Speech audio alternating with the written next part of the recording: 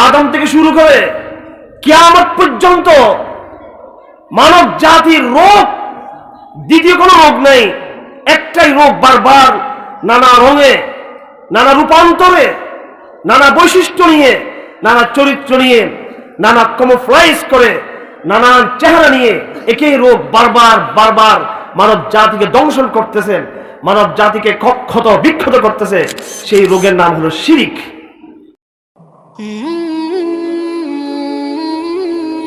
RS ওয়াজ TV, ইসলাম প্রচারের প্রত্যাশা। وقولوا قولا سديدا يصلح لكم أعمالكم ويغفر لكم ذنوبكم ومن يطع الله ورسوله فقد فاز فوزا عظيما. وقال تعالى: يا أيها الذين آمنوا اتقوا الله وكونوا مع الصادقين. وقال تعالى: أحسب الناس أن يتركوا أن يقولوا آمنا وهم لا يفتنون ولقد فتنا الذين من قبلهم فليعلمن الله الذين صدقوا وليعلمن الكاذبين. وقال تعالى: أفحكم الجاهلية يبغون ومن أحسن من الله حكما لقوم يوقنون. وقال تعالى: ومن يبتغ غير الإسلام دينا فلن يقبل منه وهو في الآخرة من الخاسرين. وقال تعالى: هو الذي أرسل رسوله بالهدى ودين الحق ليظهره على الدين كله وكفى بالله شهيدا. وقال رسول الله صلى الله عليه وسلم في الحديث عن العباس بن عبد المطلب: ذاق طعم الإيمان من رضي بالله ربا وبالإسلام دينا وبمحمد صلى الله عليه وسلم نبيا. وقال رسول الله صلى الله عليه وسلم: من أحب لله وأبغض لله وأعطى لله ومنع لله فقد استكمل الإيمان. وعن أنس رضي الله عنه قال: قال رسول الله صلى الله عليه وسلم: قال رسول الله صلى الله عليه وسلم: ثلاث من كن فيه وجد بهن حلاوة الإيمان: من كان الله ورسوله أحب إليه مما سواهما ومن أحب عبدا لا يحبه إلا لله ومن يكره أن يعود إلى الكفر بعد أن أنقذه الله منه كما يكره أن يلقى في النار. وعن أنس رضي الله تعالى عنه عن النبي صلى الله عليه وسلم قال: ثلاث من أصل الإيمان: الكف عمن قال لا إله إلا الله لا تكفره بذنب ولا تخرجه من الإسلام بعمل والجهاد ماض بعثني الله لا يبطله جور جائر ولا عدل عادل والإيمان بالأقدار. وقال رسول الله صلى الله عليه وسلم: أبغض الناس إلى الله ثلاثة: ملحد في الحرم ومبتغ في الإسلام سنة الجاهلية ومطلب دم امرئ مسلم إلا بحق نفسه. بارك الله لنا ولكم في القرآن العظيم ونفعنا وإياكم بالآيات والذكر الحكيم. সর্বপ্রথম আল্লাহ পাক সুবহানাহু ওয়া তাআলা শুকরিয়া, তিনি আমাদেরকে ঈমান এবং তাওহীদের দাওয়াতের প্যান্ডেলে একত্রিত হওয়ার তৌফিক দিয়েছেন। শুকরিয়া আপনারা বহু দূর থেকে দূরান্ত থেকে আগমন করেছেন কিছু গুরুত্বপূর্ণ কথা শোনার জন্য।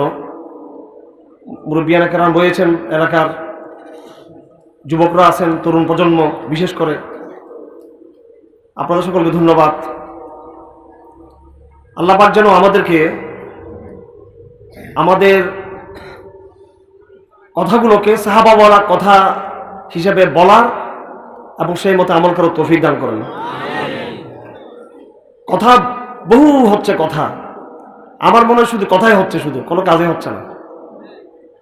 সাহাবায়ে কেরাম কথা কম বলেছেন, কাজ বেশি করেছেন। সাহাবায়ে কেরাম কোরআন কারীম 30 পারা কোরআন নাজিল হওয়ার আগেই, পরিপূর্ণ হওয়ার আগেই সাহাবায়ে কেরাম মক্কায় মদিনায় ইসলামকে পরিপূর্ণ তারা প্রতিষ্ঠা করে ফেলেছিলেন। অথচ কোরআন কিন্তু এখনো পরিপূর্ণ নাজিল হয়ে আসতে পারেনি। আমার ভাইরা, আজকে 30 পারা কোরআন আমরা ধারণ করেও এবং সেই কোরআনের নামে এক একজন ব্যক্তি আমরা অনেক মর্যাদাবান হয়েছি, সমাজে সামাজিক পরিচিতি লাভ করেছি, দল হয়েছে, গোষ্ঠী তৈরি হয়েছে, বড় বড় প্রতিষ্ঠান তৈরি হয়েছে। কিন্তু আফসোস, পৃথিবীর 1 ইঞ্চি মাটিতে আমরা আমাদের কথা দিয়ে ইসলামকে কায়েম করতে পারিনি। পৃথিবীতে যেখানে ইসলাম কায়েম হয়েছে, আপনি লক্ষ্য করবেন তারাই ইসলাম কায়েম করতে পেরেছে যারা নিজের কথাকে কাজের মাধ্যমে বাস্তবায়ন করে আল্লাহর সাথে প্রদত্ত কমিটমেন্টকে তারা রক্ষা করেছে। এজন্য আল্লাহ পাক তাদেরকে উপহার দিয়েছেন সাদিকিন বলে। আল্লাহ পাক বলেন, ইয়া আইয়ুহাল্লাযীনা আমানুত্তাকুল্লাহ ওয়া কুনু মা'আস সাদিকিন, হে ঈমানদাররা তোমরা আল্লাহকে ভয় করো এবং সত্যবাদীদের সাথে তোমরা কাতারবদ্ধ হও। সেই সত্যবাদিতার ডেফিনিশন এবং তার সংজ্ঞা আল্লাহ পাক নিজেই দিয়েছেন, যাতে কেউ সত্যবাদিতার সার্টিফিকেট নিয়ে জাল ব্যবসা যাতে করতে না পারে ধর্মের নামে। সেজন্য আল্লাহ পাক কোরআনে কারীমে নিজেই তার এক্সপ্লেনেশন করে দিয়েছেন, তার ব্যাখ্যা করে দিয়েছেন কারা সত্যবাদী। আলিফ লাম মিম আহাসিবান নাসু আন ইউতরাকু আন ইয়াকুলু আমান্না ওয়া হুম লা ইফতানুন ওয়া লাকাদ ফাতান্নাল্লাযীনা মিন ক্বাবলিহিম فليعلمن الله الذين صدقوا وليعلمن الكاذبين أحسب الناس أن يتركوا أن يقولوا آمنا وهم لا يفتنون। মানুষেরা কি মনে করেছে তারা শুধু ঈমানের ঘোষণা তারা দিবে, এতটুকু তাদের জন্য যথেষ্ট, লা ইলাহা ইল্লাল্লাহ এটা বলবে আর আমি এই কলেমা সেই সত্যিকার অর্থে তার অন্তর থেকে উচ্চারণ করেছে, নাকি মুনাফিকদের মতো সে শুধু মুখ থেকে এই কালিমা উচ্চারণ করেছে, সেই কথার পরীক্ষা নেওয়ার জন্য আমি তাদেরকে পরীক্ষা না নিয়ে এমনি ছেড়ে দিব, সেটা কখনো হতে পারে না। তারা শুধু বলবে আমান্না ওয়া হুম লা ইফতানুন, তাদেরকে কোনোভাবেই পরীক্ষা করা হবে না, এটা কখনো হতে পারে না। ইফতানুন মানে ফিতনা, ফা তা নুন 3টি বর্ণের এই একটি শব্দ ফিতান ফাতান বলা হয়। তার আবিধানিক অর্থের মধ্যে একটি হলো আগুনে জ্বালানো, আগুনে পোড়ানো, আগুনে পোড়ানো। ওয়া হুম লা ইফতানুন, যতক্ষণ না তাদেরকে আমি আগুনে পুড়িয়ে আমি তাদের ঈমানের পরীক্ষা আমি ততক্ষণ না নেব। ওয়া লাকাদ ফাতান্নাল্লাযীনা মিন ক্বাবলিহিম فَلَيَعْلَمَنَّ اللَّهُ الَّذِينَ صَدَقُوا وَلَيَعْلَمَنَّ الْكَاذِبِينَ। আমি তোমাদের আগে, আল্লাহ পাক সম্বোধন করতেছেন সাহাবাদেরকে যে আমি তোমাদের আগে, আগেকার নবীদের উম্মতদেরকে আমি পরীক্ষা নিয়েছিলাম, আগুনে পুড়িয়েছিলাম। শুধু বাহ্যিক আগুন যেটা আমরা দেখি শুধু সেই আগুন নয়, নানান পরীক্ষার আগুন আমরা পুড়িয়েছি। আর সূরা এই আসহাবুল উখদুদের যে ঘটনা, আসহাবুল উখদুদের ঘটনা যে সূরাতে রয়েছে, সেখানে তো পরিষ্কারভাবে আল্লাহ পাক সরাসরি আগুনের কথা উল্লেখ করেছেন। কেন আল্লাহ পাক এটা করেছেন? ওয়ালাকাদ ফাতান্নাল্লাযীনা মিন ক্বাবলিহিম, আমি তাদেরকে পরীক্ষা নিয়েছি, আগুনে পুড়িয়েছি, আমি কষ্ট দিয়েছি। ফালাইয়ালামান্নাল্লাহুল্লাযীনা সাদাকু ওয়ালাইয়ালামান্নাল কাযিবিন, যেন আল্লাহ পাক জানতে পারেন কারা সত্যবাদী আর কারা মিথ্যাবাদী। সুতরাং কোরআনের এতটুকু বক্তব্য এবং এই জাতীয় আরো অনেক বক্তব্য রয়েছে, সেই বক্তব্যগুলোর মাধ্যমে এটা স্পষ্ট হয়ে গেছে যে লা ইলাহা ইল্লাল্লাহ ঘোষণা দেওয়ার পর, লা ইলাহা ইল্লাল্লাহ পরিচয় দেওয়ার পর মুসলমান দুই ভাগে বিভক্ত। কয় ভাগে বিভক্ত? দুই ভাগে বিভক্ত। এক প্রকার মুসলমান কোরআনের ভাষায়, আল্লাহর ভাষায় সাদিকিন, সত্যবাদী। আরেক প্রকার মুসলমান কোরআনের ভাষায়, আল্লাহর ভাষায় মিথ্যাবাদী মুসলমান, মিথ্যাবাদী কলমাওয়ালা। সেজন্য বড় কঠিন মুহূর্ত আমাদেরকে শিক্ষা নেওয়ার, আমাদেরকে সিদ্ধান্ত নেওয়ার। আমার ভাইরা, কথা প্রচুর হচ্ছে,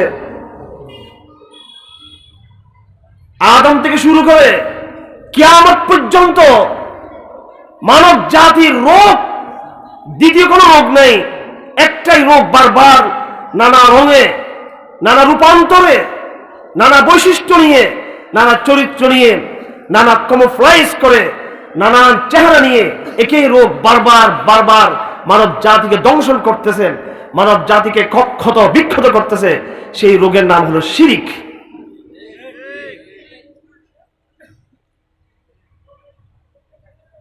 আপনারা হয়তো মনে করে আছেন যে শিরিক বলা হয় মূর্তির বিরুদ্ধে। হযরত নূহ আলাইহিস সালাম যে সংগ্রাম করেছেন, আগেকার জমানায় মানুষ যখন মূর্তি পূজা করত, সেই মূর্তি পূজাই শুধু শিরিক ছিল। কওমে সালেহ, আদ, সমুদ, কওমে হুদ, তারা যেভাবে মূর্তি পূজা করত, হয়তো সেটাই শিরিক ছিল। এভাবে ওয়াকালাতিল ইয়াহুদ উযাইর ইবনুল্লাহ ওয়াকালাতিন নাসারাল মাসীহ ইবনুল্লাহ, ইহুদিরা উযাইরকে আল্লাহর সন্তান বলল এবং খ্রিস্টানরা বলল মসীহ আল্লাহর সন্তান। হয়তো কাউকে আল্লাহর সন্তান বলা ডাইরেক্ট ফিজিক্যাল অথবা কোনো ফিজিক্যাল কোনো বস্তুকে পূজা করা, এটার নাম হচ্ছে শিরিক। আমার প্রিয় অডিয়েন্স, প্রিয় উপস্থিতি, আপনাদের সকলের মনে প্রশ্ন, এই প্রশ্ন হাজারো জনতার প্রশ্ন, বিশেষ করে যারা ইসলামপন্থী, আল্লাহকে যারা ভালোবাসে, আল্লাহ রসুলকে যারা ভালোবাসে, সেই বৃহত্তর জনগোষ্ঠীর প্রশ্ন একটাই ঘুরে ফিরে, যেটা বারবার আমাদের কান ঝালাফালা করে দিচ্ছে প্রশ্ন। সেই প্রশ্ন হলো যে আমাদের সমস্যার সমাধান কি, আমাদের সংকটের স্বরূপ কি, এবং তা থেকে আমরা কিভাবে উত্তরণ পেতে পারি। আমরা সর্বত্র আপনি ব্যক্তিগত আলাপ, সামাজিক আলাপ, আভ্যন্তরীণ আলাপ, ওয়াজ মাহফিলের আলাপ, তবলিগ জামাতের আলাপ, মাদ্রাসার আলাপ, খানকার আলাপ, রাজনৈতিক দলের আলাপ, রাজনৈতিক আলাপ, অরাজনৈতিক আলাপ, এখন সারা বিশ্বব্যাপী আমাদের ভূখণ্ডে বলি, ভূখণ্ডের বাইরে বলি, বাংলাদেশে বলি, পাকিস্তানে বলি, ভারতে বলি, সৌদি আরবে, মিশরে, তিউনিসিয়াতে, আলজেরিয়াতে, মালয়েশিয়াতে, আলেম বলি, আওয়াম বলি, খাওয়াজ বলি, জনগণ বলি, বিশেষ ব্যক্তি বলি, আর সাধারণ জনগোষ্ঠী বলি, সবার মনে প্রশ্ন যে আমাদের বর্তমান সমস্যার সমাধান কি, বর্তমান সমস্যার সমাধান কি, সংকট থেকে উত্তরের উপায় কি আমাদের। কথা ঠিক কিনা? একটাই প্রশ্ন আমাদের, বর্তমান ক্রাইসিস থেকে উত্তরণের জন্য সমাধান কি হতে পারে, জানার দরকার আছে কিনা? এবং এটা তো অবশ্যই সবাই বিশ্বাস করি, কিছুক্ষণ আগে বলেছি যে আমরা একটা বড় সমস্যায় আমরা রয়েছি, ব্যক্তিগত জীবনে, পারিবারিক, সামাজিক, রাষ্ট্রীয়, আন্তর্জাতিক। জাতি হিসেবে, এজ এ নেশন, জাতি হিসেবে মুসলিম উম্মাহ চরম সংকটের মুহূর্তে তারা রয়েছে। সবাই জানি, সবাই দেখতেছি, সবাই আলোচনা করতেছি, সবাই সেখান থেকে আমরা উদ্ধারের চেষ্টা করছি। আমরা, আমার ভাইয়েরা, কথা স্পষ্ট, আপনি সংকট থেকে বের হবার চেষ্টা করবেন, মুসিবত থেকে বের হবার চেষ্টা করবেন, দুর্যোগ থেকে বের হবার চেষ্টা করবেন, চলমান যে অস্থিরতা, চলমান সংকট, চলমান ডিজিজ, রোগ ব্যাধি থেকে আপনি সুস্থতা লাভের চেষ্টা করবেন। একবারও কি আপনি চিন্তা করেছেন চলমান যে সংকট, যে ব্যাধি, যেই সমস্যা, সেই সমস্যার আসল চরিত্র, আসল স্বরূপ কি, তার আসল বৈশিষ্ট্য কি? আমরা কি চিন্তা করেছি? আমরা অদক্ষ আনাড়ি ডাক্তারদের মতো রোগের সিমটম দেখেছি। আজ বেশিরভাগ চিকিৎসা হচ্ছে, বাংলাদেশে বলি বাংলাদেশের বাইরে বলি, বেশিরভাগ চিকিৎসা হচ্ছে মূল রোগের নয়, রোগের যে সিমটম, রোগের যে আলামত, সে আলামতের চিকিৎসা দেওয়া হচ্ছে। মূল রোগ বেশিরভাগ ডাক্তাররা কিন্তু নির্ণয় করতে কিন্তু পারেন না। তদ্রূপ মুসলিম উম্মার কান্ডারিয়া, মুসলিম উম্মার যারা পতাকাবাহী, মুসলিম উম্মার তরুণ প্রজন্ম, আমরা আমাদের রোগ, ডিজিজ এবং সংকটের মূল জায়গা এখনো আমরা দায়িত্বহীন ভাবে আমরা চিহ্নিত করতে কেউ পারি নাই। আপনি যতক্ষণ রোগ চিহ্নিত করবেন না, যতক্ষণ ব্যাধি চিহ্নিত করবেন না সমস্যা কোথায়, তার আগ পর্যন্ত আপনি কি তার সঠিক সলিউশন, তার ঔষধ, তার দাওয়ায়, তার প্রতিকারের ব্যবস্থা করতে পারবেন? আশা করা যায়? কখন আশা করা যায় না। আজ আমার আলোচনার শুরু থেকে আমি সমালোচনা করে বলতে চাই এবং পর্যালোচনা করে বলতে চাই, মশওয়ারা দিয়ে বলতে চাই, সাহাবা একরাম রাসূলের হাতে বায়াত নিয়েছেন, ওয়ান নুসহা লিকুল্লি মুসলিমিন, এই কথার উপরে বায়াত, ঈমানের উপরে, তাওহীদের উপর তো আছে, এবং প্রত্যেক মুসলমানের জন্য মঙ্গল কামনা করা। আমাদের সমালোচনা, আমাদের পর্যবেক্ষণ, এটা আপনাদের জন্য, সেটা নসিহা স্বরূপ, পরামর্শ স্বরূপ, আপনাদের হিতাকাঙ্ক্ষী হিসেবে আমরা বলতে চাই এই কথাগুলো। আজকে রোগ হয়েছে এক জায়গায়, ওষুধ দিচ্ছেন আরেক জায়গায়। মূল রোগকে চিহ্নিত না করার কারণে ইসলামকে প্রতিষ্ঠা, দ্বীন কায়েমের যতগুলো পথ আজকে ব্যবহার করা হচ্ছে, আল্লাহর জাতের কসম খেয়ে বলতেছি, কারো মনে খারাপ লাগতে পারে, কারো মনে ভালো লাগতে পারে, কেউ আমাদের কথা নিতে পারে, কেউ আমাদের কথা না নিতে পারে, কেউ আমাদের কথা গ্রহণ করতে পারে, কেউ আমাদের কথা গ্রহণ না করতে পারে। দ্বীন কায়েমের যতগুলো পথ আজকে অনুসরণ করা হচ্ছে, প্র্যাকটিস করা হচ্ছে, তার অধিকাংশ পথ হচ্ছে বেদাত, বিদাত, বিদাত। কখনো আল্লাহর দ্বীন, আল্লাহর জমিনে ওই পথ ছাড়া প্রতিষ্ঠিত হবে না যেই পথে সালফে সালিহিন আল্লাহর দ্বীনকে তার জমিনে প্রতিষ্ঠা করেছিলেন। সর্বাগ্রে ইমামুস সালাফ নবী মুহাম্মদ মুস্তাফা সাল্লাল্লাহু আলাইহি ওয়াসাল্লাম যেই মিশন নিয়ে এসেছিলেন, সেই পরিশুদ্ধ কোরআনবাদী মিশন, দাওয়াতের মিশন, সহিহ শুদ্ধ যে মিশন রাসূল এনেছিলেন। রাসূল আমাদের কায়েদ, রাসূল আমাদের ইমাম, রাসূল আমাদের মুর্শিদ, রাসূল আমাদের রাহবর, রাসূল আমাদের নবী।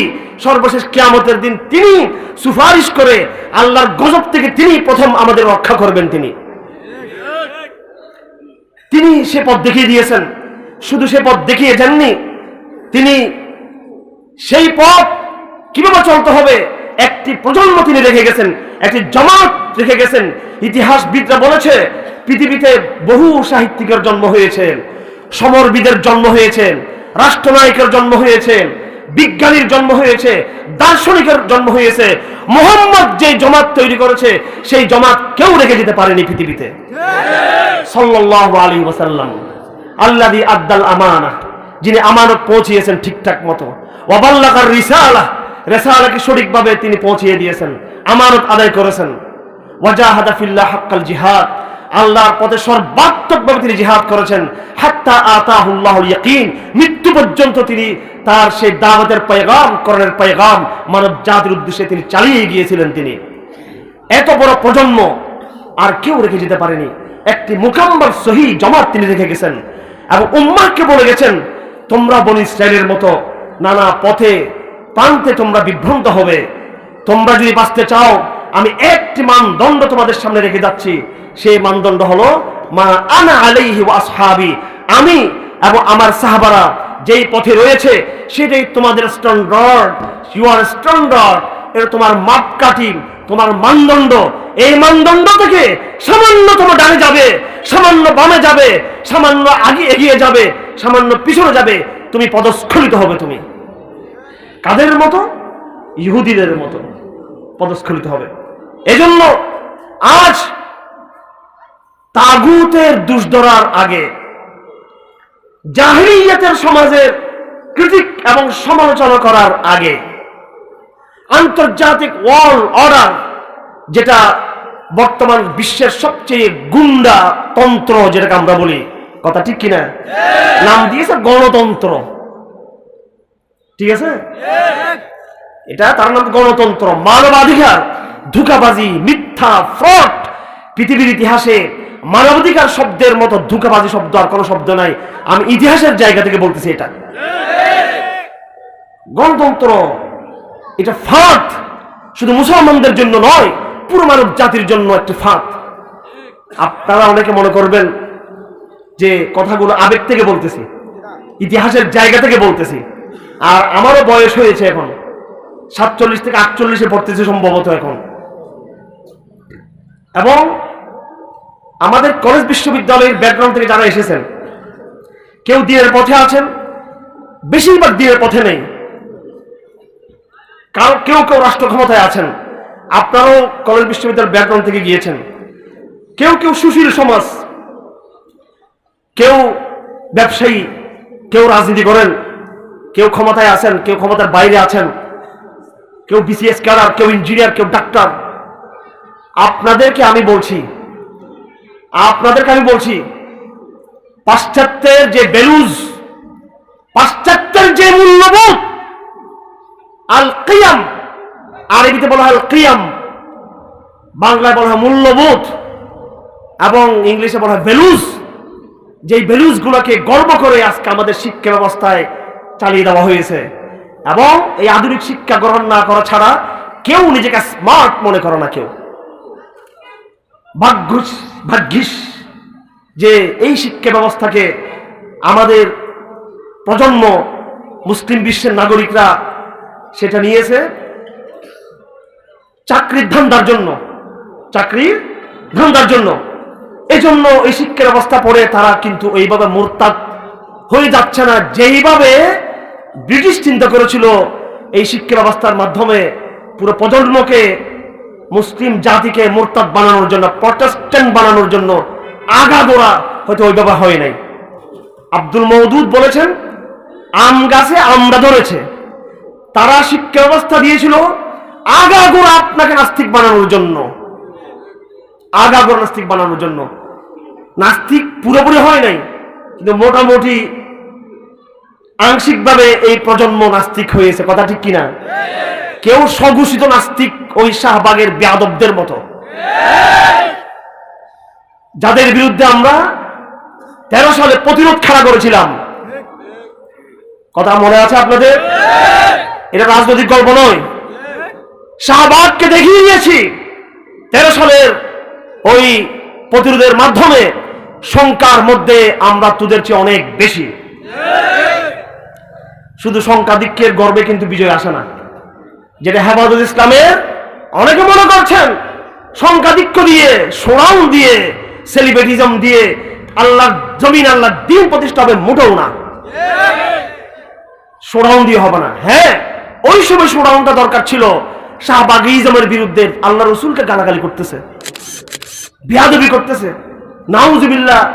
আম্মা আয়েশার ছবি চেপে তারা আমাদের নবীজিকে কুৎসিত ভাষায় তারা মন্তব্য করতেছে। তাদেরকে জবাব দেওয়ার দরকার ছিল যে তোমাদের চেয়ে বাংলাদেশে রসুলকে যারা ভালোবাসে তারা সংখ্যায় বেশি, এটা জবাব দেওয়া দরকার ছিল।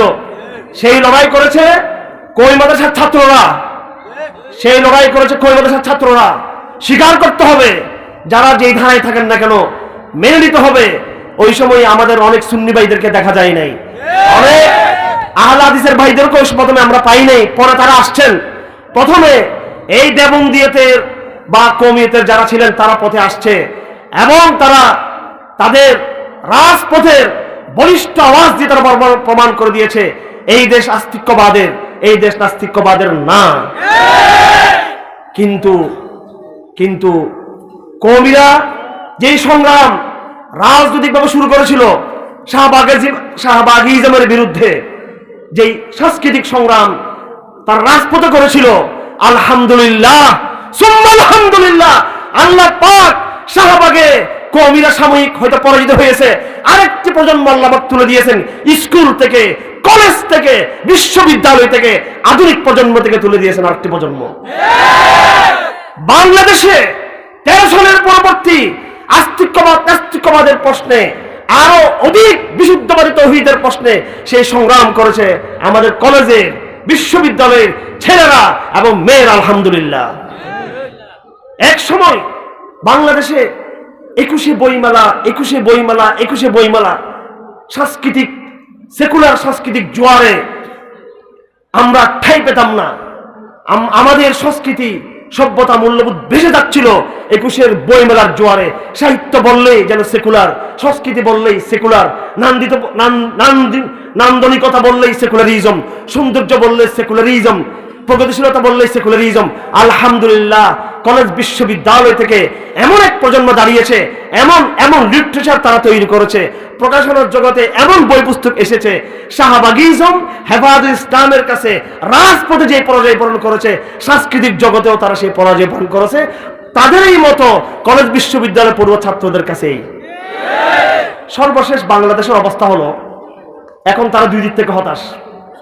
মোল্লারাও তাদেরকে রাজপথে মার দিয়ে দিল, এবং ওই কলেজ, ওই বিশ্ববিদ্যালয়, ওই আধুনিক শিক্ষা প্রতিষ্ঠান যেটাকে তাদের গুরু, তাদের দাদা, তাদের বাবা ব্রিটিশ শিক্ষা ব্যবস্থা দিয়েছিল মুসলমানদেরকে পরিপূর্ণভাবে মুরতাদ বানানোর জন্য, দেখা গেল সেখান থেকে মুজাহিদিন তৈরি হওয়া শুরু হয়ে গেছে, আল্লাহর দ্বীনের দায়ী তৈরি হওয়া শুরু হয়ে গেছে। জাফর ইকবাল বই লেখে, হালে পানি পাচ্ছে না এখন। শাহরিয়ার কবির তো বাজার থেকে আউট হয়ে গেছে মোটামুটি। তাদের অপসংস্কৃতির 21শে বই মেলায় যে সমস্ত বই বিক্রি হয় তার চেয়ে হাজার হাজার গুণ বেশি বই বিক্রি হচ্ছে আমাদের ইসলামী সংস্কৃতির বই পুস্তক অনেক বেশি বিক্রি হচ্ছে। জোয়ার এসে গেছে। আপনারা আজ থেকে 5 থেকে 10 বছর আগে এত চমৎকার সুন্দর সুন্দর তৌহিদের বিশুদ্ধবাদী লিটারেচার আপনারা দেখতে পেয়েছিলেন বাংলাদেশে? আলহামদুলিল্লাহ। বাংলাদেশে রাজনৈতিক হিসাব বিকাশ করি না, ইসলামী গণতন্ত্র যারা আমাদেরকে শিখায়, ভোটের রাজনীতি দিয়ে ইসলাম কায়েম করবে। তোমাদের ভোটের রাজনীতি দিয়ে ইসলাম প্রতিষ্ঠার আগে আল্লাহ পাক আলহামদুলিল্লাহ এই কওমি প্রজন্মের মাধ্যমে, পরবর্তী কলেজ বিশ্ববিদ্যালয় প্রজন্মের মাধ্যমে নাস্তিক্যবাদকে চিরতরে বাংলাদেশে পরাজিত করে দিয়েছেন। তোমাদের ভোটের রাজনীতির দরকার নেই আর। বেদাত হাসানা দিয়ে দিন ওইভাবে বিজয়ী হবে না, কথা পরিষ্কার। আপনারা কি আমার কথাটাকে কি এই ফাঁকাফাঁকি মনে করতেছেন? মানে অন্তঃসার শূন্য ফাঁকাফাঁকি। বাস্তবে কি বাংলাদেশে নাস্তিক্যবাদীরা সাংস্কৃতিকভাবে পরাজিত হয়েছে কি হয় নাই? কলেজ বিশ্ববিদ্যালয়ের কথা বলছি কেন, মাদ্রাসার কথা তো বলার দরকার নেই, এটা রিজার্ভ ফোর্স অফ ইসলাম, এটা আছেই। ঠিক আছে, ইমাম মাহদির একেবারে ক্যান্টনমেন্ট, ইমাম মাহদির বলতেছি, আবার অন্যদের না, এরা ভয় পেয়ে যায় বাবা। ঠিক আছে, এটার কথা বলতেছি না আমি। তারা হতাশ, এখন হতাশ যে আধুনিক প্রজন্মে কে মনে করেছিলাম তারা এক একটা আসিফ মহিউদ্দিনের মতো কুলাঙ্গার তৈরি হবে, কিন্তু আলহামদুলিল্লাহ সেরকম তৈরি হয় নাই। বরং অসংখ্য তৌহিদের মশালধারী চেতনা সম্পন্ন ভাইরা তৈরি হয়েছে।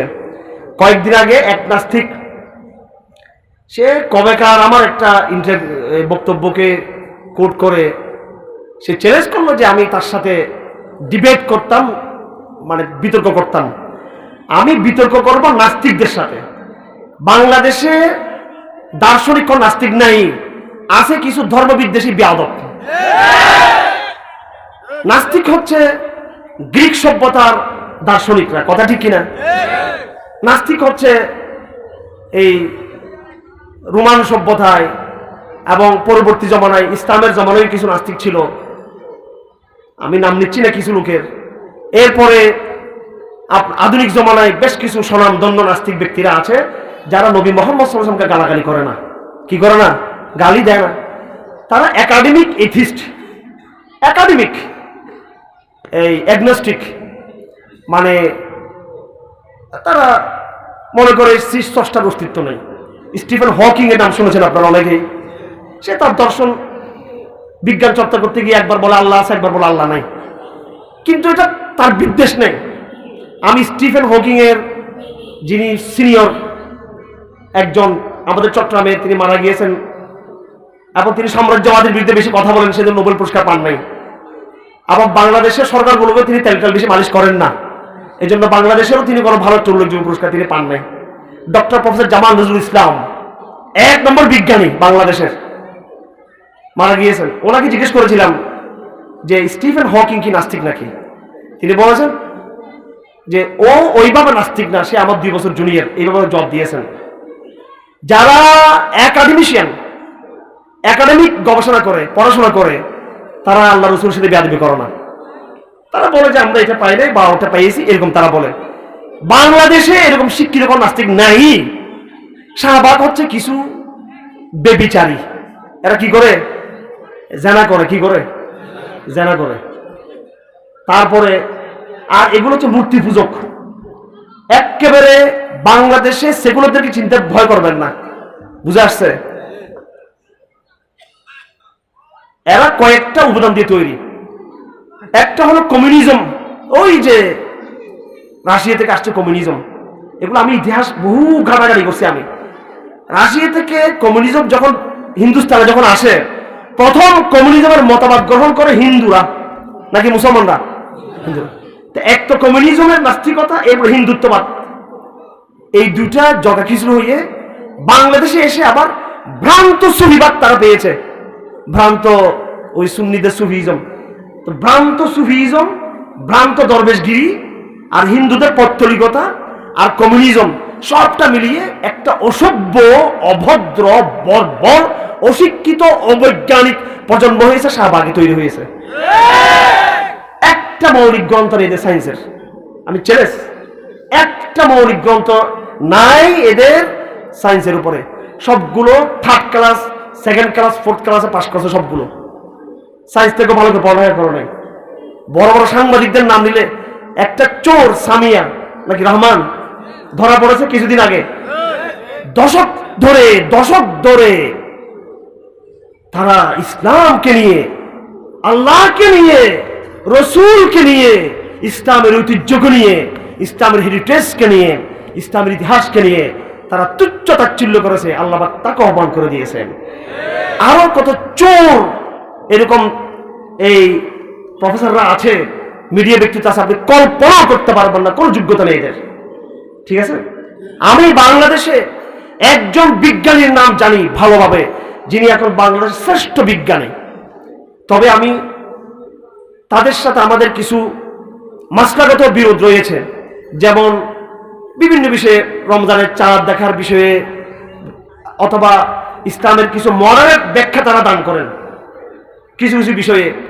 ডক্টর শামশের আলী কথার কথা বলছি আমি, কিন্তু আস্তিকদের বিরুদ্ধে আমি ওনাকে সব ক্ষেত্রে ফলো করতে বলছি না। আমি জাস্ট ইসলাম এবং ইথিজমের প্রশ্নে, ইসলাম ও আস্তিকতার প্রশ্নে আমি জিজ্ঞেস করেছিলাম ডক্টর জামাল সাহেবকে যে আপনার পরে বাংলাদেশের শ্রেষ্ঠ বিজ্ঞানীকে। আমি মনে করেছিলাম উনি হয়তো বলবেন যে ডক্টর প্রফেসর জাফর ইকবাল সাহেব। আমি মনে করছিলাম যে উনি তো লেখালেখি তো খুব করে, বিজ্ঞানের লেখালেখি করলে বিজ্ঞানী হয় নাকি? বই বেশি লেখলে কি দার্শনিক হয়ে যায়? হ্যাঁ, তো মনে করছিলাম তার নাম নেই। উনি তার নাম নেন নাই, নিচের শমশের আলীর নাম। শমশের আলীকে আমরা সব দিকে ফলো করার জন্য বলছি না, ওনার ভিন্ন ভিন্ন কিছু মত আছে, কিন্তু ওই ব্যক্তিটা নাস্তিক্যবাদের বিরুদ্ধে প্রচন্ড মাত্রার বৈজ্ঞানিক আস্তিক। এবং এরকম একজন আস্তিক ব্যক্তি নাস্তিকদের মধ্যে, এত একজন বিজ্ঞানী একজন বাংলাদেশে দেখাতে পারবে না নাস্তিকদের মধ্যে। এরা বিজ্ঞান বুঝে না, একদম বিজ্ঞান বুঝে না। আসেন দর্শনের মধ্যে, বিরক্ত হবেন, আমি মূল আলোচনায় যাচ্ছি। দর্শনে আমি আরো আগে মনে করেছিলাম দর্শন পড়লে মনে নাস্তিক হয়ে যায়। খুঁজাখুঁজি করলাম দর্শনের বই নিয়ে, এবং বাংলাদেশে দর্শনের সবচেয়ে কঠিন বইগুলো আমি সংগ্রহ করেছি আলহামদুলিল্লাহ। আমি জানি না কয়জন আলেম তো দূরের কথা, কয়জন আধুনিক শিক্ষিতদের কাছে দর্শনের বইগুলো আছে। আবার বাংলাদেশি দার্শনিকদের বইগুলো, মুসলিম বিশ্বের দার্শনিক বললেই আল্লামা ইকবালকে চিনে, অন্য কেউকে চিনে না। বাংলাদেশেও কবি গোলাম মুস্তাফা তৈরি হয়েছে, ফররুখ তৈরি হয়েছে, ডক্টর প্রফেসর দিওয়ান আজরফ তৈরি হয়েছে, ঢাকা বিশ্ববিদ্যালয়ের ডক্টর আমিনুল ইসলাম তৈরি হয়েছে। এক একজন, ওনারা আজরফ এবং আমিনুল ইসলাম 40 থেকে 50 বছর ঢাকা বিশ্ববিদ্যালয়ের দর্শনের প্রফেসর ছিলেন। কিসের? দর্শনের প্রফেসর ছিলেন। তাওহীদের আলোচনা করেছেন, একত্ববাদের আলোচনা করেছেন, দাওয়াতের আলোচনা করেছেন, জিহাদের কথা বলেছেন, খেলাফতের কথা বলেছেন, ইমানিয়তের কথা বলেছেন। ঢাকা বিশ্ববিদ্যালয়ের দর্শনের চেয়ারে বসে 40 থেকে 50 বছর ঢাকা বিশ্ববিদ্যালয়ে সে কাজ করেছেন। আর এই ঢাকা বিশ্ববিদ্যালয়ে 21 বই বলা হয়, একটা বই দেওয়ান আজরাফের বই সেখানে পাওয়া যায় না, গোলাম মুস্তাফার বই সেখানে পাওয়া যায় না। সেখানে গোলাম মুস্তাফা তার কিছু ব্যক্তিগত মতের সাথে আমরা মিল না থাকতে পারে আমাদের, কিন্তু নাস্তিকতার বিরুদ্ধে রসুলের সিরতকে এমনভাবে প্রমাণ করেছেন, ভারত পাকিস্তানও আমি কোনো দার্শনিককে দেখিনি এইভাবে লিখতে তিনি। বাংলাদেশের লোক আরো অনেকের নাম আছে বলছি না, সমস্ত বইগুলো এই বাংলা একাডেমি, তাদের আত্মপরিচয় ভোলা, তাদের কোনো পরিচয় নেই। সমস্ত ইসলামিক বইগুলোকে, দার্শনিক বইগুলোকে তারা গোপন করে ফেলেছে। কি করেছে? তারা গোপন করেছে। কোন এক সময় যদি আমাকে যদি অনুমতি দেওয়া হয়, সেই বাংলা একাডেমির গোপন লাইব্রেরিতে গিয়ে আমি এমন সমস্ত বই পাণ্ডুলিপি বের করতে পারবো যেগুলো বাংলাদেশে বের করলে প্রমাণ হয়ে যাবে এই দেশে কত ইসলামিক আস্তিক তৌহিদবাদী বিশুদ্ধবাদী লেখক ছিলেন আগের জমানার, আগের বাংলা সাহিত্যের বড় বড় দার্শনিকদের মধ্যে। যাই হোক আমার ভাইরা, আলহামদুলিল্লাহ সুম্মা আলহামদুলিল্লাহ, নাস্তিকবাদ বাংলাদেশে রাজপথে পরাজিত হয়েছে, নাস্তিকবাদ বাংলাদেশে সাংস্কৃতিকভাবেও পরাজিত হয়েছে। কথা ঠিক কিনা? তো আমি ওই নাস্তিকের সাথে ডিবেট করতে যাইনি, তথাকথিত নাস্তিক। এদেরকে নাস্তিক বলবেন নাকি ধর্ম বিদ্বেষী বলবেন? ধর্ম বিদ্বেষী। তো নাস্তিক তো হচ্ছে যারা পড়াশোনা করে, এরা গালাগালি করে। আলহামদুলিল্লাহ আপনি দেখবেন, আমি যখন তার সাথে ডিবেট করার জন্য যাবো কি যাব না চিন্তা করছিলাম, অনেক ভাই আমাকে বললেন তার সাথে আলোচনা না যাওয়ার জন্য। কেন? তারা দার্শনিক কথা বলবে না, তারা রসুলকে গালাগালি করবেন। রসুলকে গালি দিলে সেটা আমরা বরদাস্ত করবো না। আমরা রসুলকে গালি দিলে সেটা রিয়াকশন হতে বাধ্য। এটা খুব সেন্সিটিভ বিষয়, এটা রাষ্ট্রকেও বুঝতে হবে, খুব সেন্সিটিভ বিষয়। ইসলাম প্রতিষ্ঠার জন্য এই মুহূর্তে আপনাকে বাংলাদেশে আমি সশস্ত্র হওয়ার জন্য বলছি না, খেলাফত কায়েমের প্রশ্নে বা চুলের হাত কাটা, চুরি, জানা, বেবিচার ইত্যাদি ইত্যাদি প্রশ্নে, ইসলামী আইন প্রতিষ্ঠার প্রশ্নে, ইসলামী আইন প্রয়োগ করার প্রশ্নে সেটা এক ভিন্ন বিষয়। কিন্তু রসুলকে গালি দিলে এটা এতটা সেন্সিটিভ, এটা তো কোনো মুসলমান বরদাস্ত করবে না, তার রিয়াকশন তো হয়। কথা ঠিক কিনা? এটা সম্পূর্ণ একটা সেন্সিটিভ বিষয়। এটা কর্তৃপক্ষের দায়িত্ব হলো এটাকে সাথে সাথে এটার ব্যবস্থা নেওয়া, যেন এটার রিয়াকশন অন্যভাবে হয়ে যাতে আবার আমাদের বিরুদ্ধে অভিযোগ এনে আবার নতুন অস্থিরতা তৈরি করে, নতুন ফাঁদ যেন তৈরি না হয়। এই জন্য তারা নিজেদের স্বার্থে এটা উচিত এই সেন্সিটিভ বিষয়টাকে সিরিয়াসলি আমলে নেওয়া।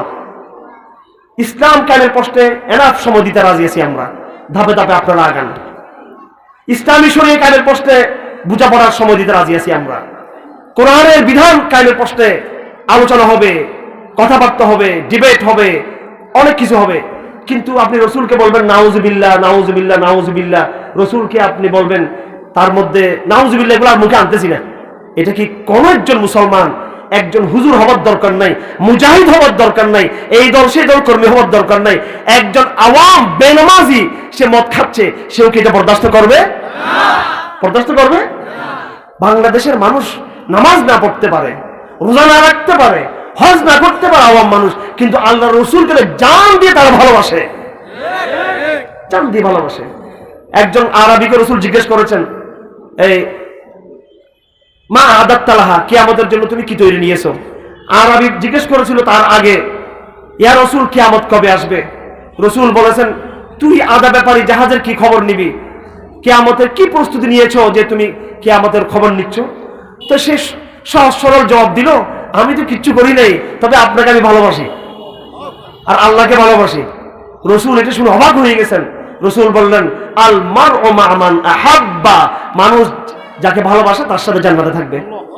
এই বাঙালি তাদেরকে প্রশাসনের দৃষ্টি আকর্ষণ করব, অন্তত রসুলের ভালোবাসার প্রশ্নে তারা মাযুর, তারা কোন সময় এটা বরদাস্ত করবে না।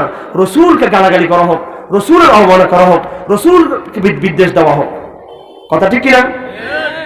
ইসলাম কায়েমের প্রশ্নে, ইসলাম প্রতিষ্ঠার প্রশ্নে অনেকগুলো কাজ আছে, সেটা সময় লাগবে, হবে কথাবার্তা, কিন্তু হুটহাট রসুলের ইজ্জতের উপর আঘাত আসবে, সেটা তো সম্পূর্ণভাবে মানুষ সেটা একটা রিয়েকশন করবে, সেটা এবং শক্ত রিয়েকশন করবে মানুষ সেটা।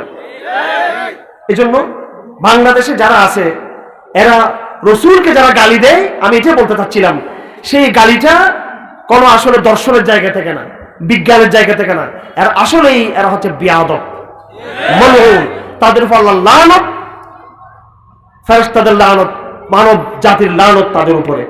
আমি যে কথা বলতে চাচ্ছি এখানে আমার ভাইয়েরা, সেটা হলো আলহামদুলিল্লাহ যুক্তিতে তারা পরাজয় হয়ে গেছে। আলহামদুলিল্লাহ কি হয়ে গেছে? একসময় তারা বলতো, তসলিমা নাসরিন বলেছিল, মোল্লাদেরকে ডাক দিলে পঙ্গপালের মধ্যে বের হয়। বাপরে বাপ, মোল্লাদেরকে ডাক দিলে কিসের মধ্যে বের হয়? পঙ্গপালের মধ্যে বের হয়, হুর হুর হুর করে ঢাকার রাজপথে এরা জমায়েত হয়ে যায়। আমাদের তো লোক নাই। এবং আরো নাস্তিকরা তারা বলতেছিল, এদেরকে যুক্তি দিয়ে মোকাবেলা করতে হবে। কি দিয়ে? বিবেক দিয়ে, যুক্তি দিয়ে, বিজ্ঞান দিয়ে। ঠিক আছে? আলহামদুলিল্লাহ সুম্মা আলহামদুলিল্লাহ, একেবারে তসলিমা নাসরিনরা, নাস্তিকারা যেই ইনস্টিটিউশনে পড়ালেখা করেছে, যে ঢাকা বিশ্ববিদ্যালয়ে, রাজশাহী বিশ্ববিদ্যালয়ে, চট্টগ্রাম বিশ্ববিদ্যালয়ে এবং বিজ্ঞান ও প্রযুক্তি চুয়েট বুয়েট থেকে আল্লাহ পাক এমন দ্বীনের মুজাহিদিন থেকে তৈরি করেছেন, দ্বীনের দায়ী থেকে তৈরি করেছেন, তারা যুক্তির মাধ্যমে তাদের কাউন্টার করেছে। আলহামদুলিল্লাহ। তারা বলছে কি, হাটাদারি থেকে, পড়িয়া থেকে, লালবাগ থেকে, বাড়িধারা থেকে, রহমানিয়া থেকে, লালখান বাজার থেকে, দালমারিফ থেকে, বিভিন্ন জায়গা থেকে পঙ্গপালের মতো হুজুররা বাইর হয়, এদেরকে যুক্তি দিয়ে ঠেকাও। তো মানুষ মনে করছে আসলে ঠিক, যুক্তি দিয়ে কাজ করলে ঠেকে যাবে। আলহামদুলিল্লাহ, আল্লাহ পাক অপ্রত্যাশিতভাবে, আমরা কি কল্পনাও করি নাই, আল্লাহ পাক দ্বীনের এমন এক জামাত তৈরি করে দিয়েছেন আধুনিক প্রজন্মের ভিতরে। কথা ঠিক কিনা? আজ আধুনিক প্রজন্ম আলহামদুলিল্লাহ, আমি দাওয়াতের কাজ করে আমি জানি এমন পর্যায়ে গিয়েছে বাংলাদেশে, ইসলামের ফুল তৈরি হয়েছে। যদি উলামায়ে কেরাম, দ্বীনদার ইসলামপন্থীরা, মাদ্রাসাপন্থীরা যদি কোন কারো যদি আল্লাহ না করুক আল্লাহর সাথে যদি কমিটমেন্ট ভঙ্গ করেন, আল্লাহ পাক এই প্রজন্মকে দিয়ে দ্বীনকে বিজয় করে ছাড়বেন আল্লাহ পাক। এই জন্য এখন ভালো অবস্থা তৈরি হয়েছে। কি তৈরি হয়েছে? ভালো অবস্থা তৈরি হয়েছে। সাহাবায়ে কেরামদের জামাত ছিল মুকাম্মল জামাত। বেলালের মতো হাফসি ছিল, আম্মারের মতো গোলাম ছিল, আম্মার বিন ইয়াসের মতো, সুমাইয়ার মতো গোলাম ছিল, আবার ওমর ইবনে খাত্তাবের মতো উচ্চবিত্ত ব্যবসায়ীও ছিল, সমাজপতি ছিল, উসমানের মতো ধনাঢ্য ব্যক্তি ছিল, আলীর মতো যুবক ছিল, মুসআবের মতো যুবক ছিল, আবার সেখানে বৃদ্ধ বৃদ্ধ সাহাবায়ে কেরাম ছিল। মুকাম্মল জামাত তৈরি হয়েছে রাসূলের জামানায়। এই জন্য আল্লাহর দ্বীনকে আল্লাহর জমিনে জিন্দা করার জন্য আহলে আলেমদেরকে থাকতে হবে প্রথম কাতারে। কথা ঠিক কিনা? নেতৃত্বে থাকতে হবে আলেমদেরকে। সেই নেতৃত্ব যদি পিছনে যদি শিক্ষিত ডাক্তার, ইঞ্জিনিয়ার, প্রফেসর, বিশেষ ক্যাডার, আর্মি, পুলিশ এবং প্রশাসনের লোকদেরকে দাওয়াত দিয়ে বিএনপি করুক, আওয়ামী লীগ করুক, ওইসব জায়গা থেকে তওবা করে আধুনিক ইনস্টিটিউশনের ওই প্রজন্মকে যদি সাথে না রাখি, একা শুধু আপনার মাধ্যমে দিন কিন্তু বিজয়ী হবে না। একটা মোকাম্মল জামাত তৈরি করতে হবে, সাহাবাওয়ালা জামাত তৈরি করতে হবে। নেতৃত্বে আলেম থাকবে, কিন্তু সাথে সমাজের সকলের অ্যাক্সেস দিতে হবে, সেখানে সকলের প্রবেশের অধিকার দিতে হবে। সকলেই আল্লাহ ইসলাম নিয়ে চিন্তা করতেছে, এই ধারা সেই ধারা বলে বিভক্তি তৈরি করা যাবে না। আমার ভাইরা, আসুন, আমি যে কথা বলতে চাচ্ছিলাম, কথা তুলেছিলাম যে বর্তমানে বারবার প্রশ্ন করা হয় যে ডিজিজ, রোগ, সমস্যা, এটা সমাধান কিভাবে হতে পারে। সেই সমস্যার সমাধানের কথা বলতে গিয়ে আমি মনের দুঃখ থেকে এতগুলো কথা বলেছি। আমার ভাইয়েরা, সমস্যা আপনি চিহ্নিত করতে পারেন নাই বিধায় আপনি গলত পথে কি করতেছেন, তার চিকিৎসা করতেছেন। কথা আমার নয়, কথা মুজাদ্দিদ আল ফিসানির, কথা সৈয়দ আহমদ শহীদের, কথা শাহ ওয়ালিউল্লাহর, কথা মুফতি ফয়জুল্লাহর, কথা আমাদের আকাবিরিনদের। কিছু ভাইয়েরা আমাদেরকে খারজি ট্যাগ লাগিয়েছে, আমি জানি। কিছু ভাইয়েরা আমাদেরকে মানহাজি বলে। আমরা যে কথা বলি সেটা শাহ ওয়ালিউল্লাহর কথা, যে কথা বলি মোহাম্মদ বিন শহীদ আহমদ শহীদের কথা, ইসমাইল শহীদের কথা, শাহ আব্দুল আজিজের কথা, মুফতি ফৈজুল্লাহর কথা, রশিদ আহমদ গঙ্গোহীর কথা, কাসেম নানুতুবির কথা আমরা বলি। আপনারা মনে করবেন না উই আর রোডলেস, আমরা ভুইফোড়, এটা মনে করবেন না। আমরা যে কথা বলি সেই কথা ভারতবর্ষে মুজাদ্দিদ আল-ফেসান থেকে শুরু হয়ে মুফতি ফৈজুল্লাহ পর্যন্ত এক বাক্যে তারা এই কথা বলেছেন। কোন বেদাত দিয়ে, বেদাত হাসানা বলি, সাইয়্যা বলি, এটা দিয়ে দ্বীন কায়েম কখনো হবে না। কিসের ইসলামী গণতন্ত্র?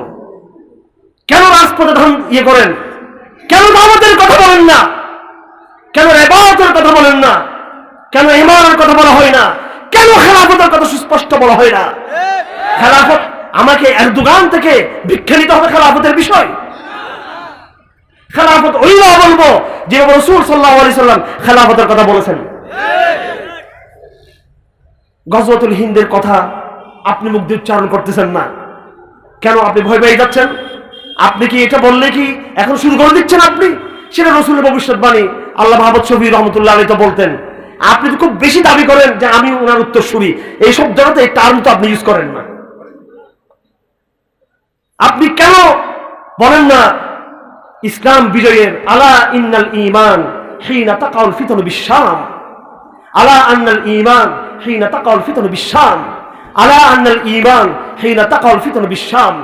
যখন ফিতনা শুরু হবে, যখন ফিতনা শুরু হবে, যখন ফিতনা শুরু হবে, ঈমান শামে থাকবে, ঈমান শামে থাকবে, ঈমান শামে থাকবে। ফিলিস্তিন, লেবানন, জর্দান, বর্তমান সিরিয়া এবং হামাসের এবং অন্যান্য দল যে গাজা ইত্যাদি এই এলাকা সবটা মিলে হচ্ছে শাম। কথা ঠিক কিনা? রাসূল ভবিষ্যৎবাণী করেছেন, খোরাসানের কথা বলেছেন। বলেছেন কি বলেন নাই? এগুলো আগামী দিনের মোটিভেশন বলছি আমি বলছি না এই মুহূর্তে আপনাকে ওখানে চলে যাওয়ার জন্য আমি বলছি না। এই কথাগুলো রাসূল কি করেছেন? আগামী দিনের বিষয় সম্পর্কে উম্মতকে সাবধান করেছেন কি করেন নাই? রাসূল যদি ১৫০০ বছর আগে এই বিষয়গুলো সাবধান করতে পারেন, আপনি বক্তা, আপনি মুফতি, আপনি মুহাদ্দিস, দলের নেতা, আপনি ওই সচিব, সেই সচিব, আপনি আমির, আপনি গুরুত্বপূর্ণ অনেক কিছু, আপনি অনেক আল্লাহ আপনাদেরকে দিয়েছে। কিন্তু এই ভবিষ্যৎবাণীগুলো কেন আমরা করছি না যে ভবিষ্যৎবাণী রাসূল নিজেই করেছেন? ওই টার্মগুলো, ওই ইস্তিলাহগুলো কেন ব্যবহার করছি না যে রাসূল নিজেই ব্যবহার করেছেন? আবার এই শুধুমাত্র এই টার্মগুলো ব্যবহার করার জন্য আপনি যাকে থেকে মানহাজি ট্যাগ লাগিয়ে দিবেন, যাকে থেকে খারজি ট্যাগ লাগিয়ে দিবেন, নাউযুবিল্লাহি মিন যালিক। আপনি মাহদির কাফেলায় শরীক হতে পারবেন না। আপনাদের আলামত খারাপ। সত্যবাদী কাফেলায় যদি না ছিলেন, রাসূল বলেছেন শুধু কবে খুরাসান হবে, কবে সেটা হবে, মাহদির কাফেলা আসবে সেটা তো পরের কথা, কবে গজওয়াতুল হিন্দ সেটাও পরের কথা। একটা কথা তো রাসূল বলেছেন, কিয়ামত পর্যন্ত লা তাযালু তায়ফাতুন মিন উম্মতি যাহিরিন আলাল হক লা ইয়াদুররুহুম মান খাযালাহুম।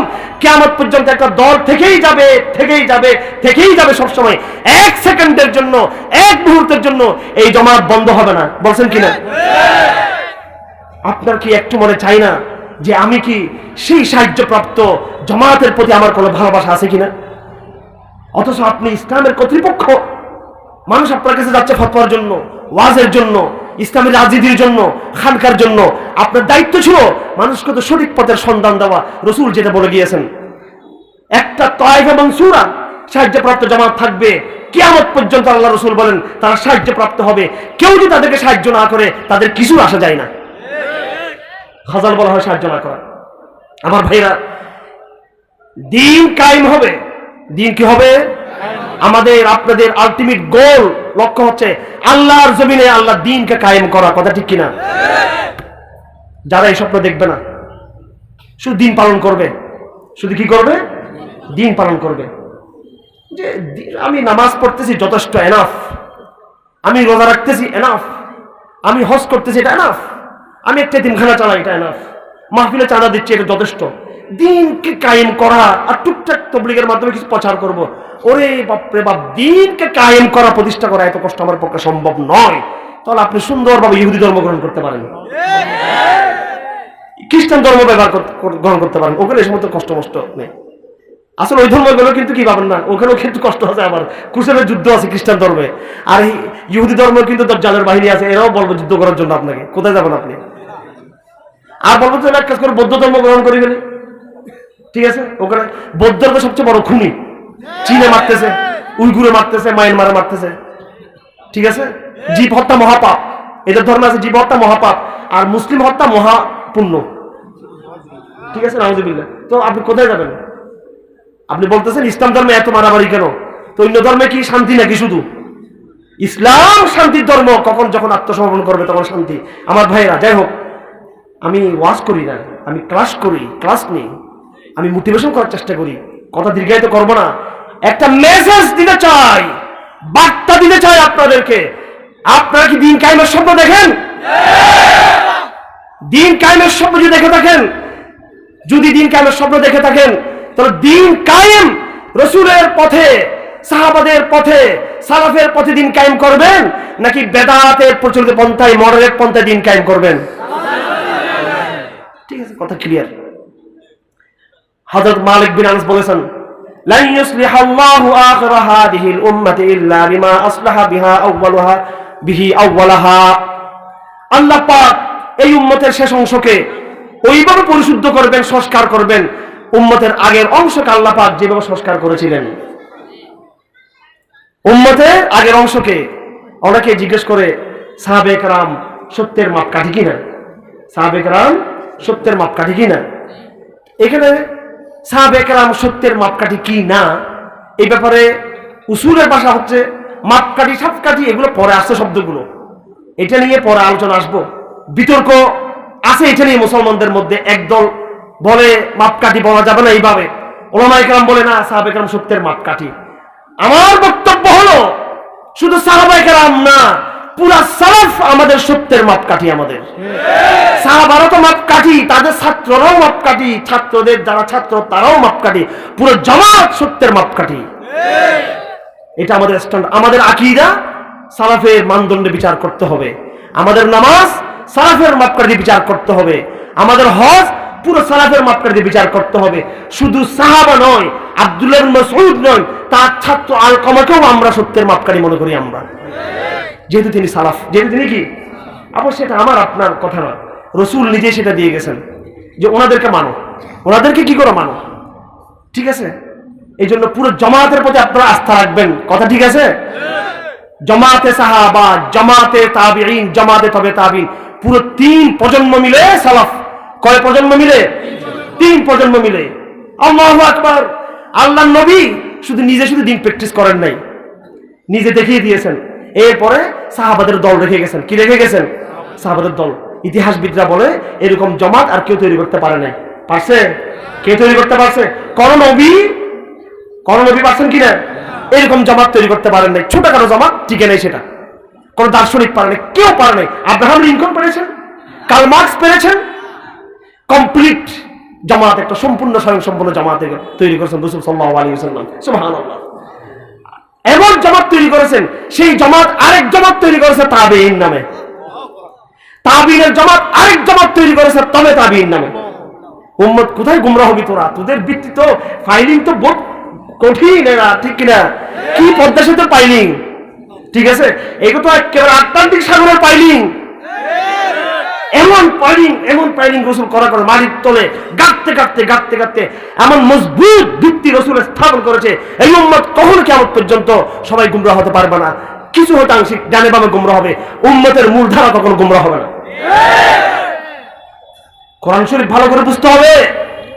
ইহদিনাস সিরাতাল মুস্তাকিম সিরাতাল লাযীনা আন'আমতা আলাইহিম গায়রিল মাগদুবি আলাইহিম ওয়ালাদ-দাল্লিন। আফসোস, আমার তো বুঝে আসছে রমজান মাসে ইহদিনাস সিরাতাল মুস্তাকিম এটা পুরোপুরি পড়াতে আল্লাহ পাক ঢেলে দিয়েছে অন্তরে। অর্থাৎ এই উম্মতে মুহাম্মদী দোয়া শিখে নে তাড়াতাড়ি সিরাতে মুস্তাকিমে থাকার জন্য।